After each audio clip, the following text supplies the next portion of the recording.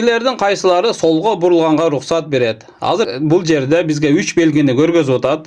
Karasаңыздар, A belgisi kандай belgi eken? Artка burulganга тыюу салынат деген belgi турат, тыюу салуучу.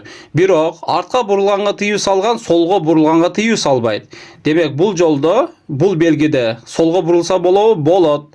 Ал эми Б'ны карайбыз. Б кандай белги? Бул маалыматтык белги экен. Демек алдыда сол тарапка кирсеңиздер, сол жак тупик деп атат да. Демек сол жакта жол тупик болот экен дагы, андан ары чыгып кете албайт экенсиңер. Мына ушул белги турган жерде, ушундай жолдо солго жүрсө болобу? Болот, рухсат берилет.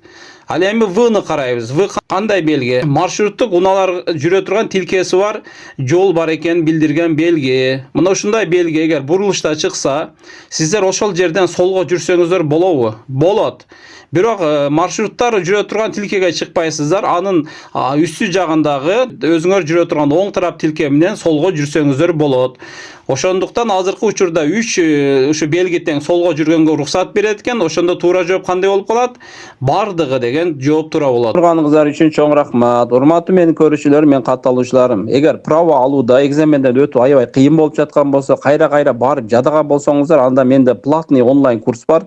Үйдө эле отуруп даярдансаңыздар болот. Мен онлайн курсунда окугандардан азыркы кезде 670тен ашык окуучум өз күчү менен өтүштү. Сиздер да өтөсүздөр. Ал үчүн менин ошо профилим астында WhatsApp группанын ссылкасы коюлду. Ошол ссылка аркылуу кирсеңиздер, мен онлайн курс боюнча толук маалыматтарды беремин.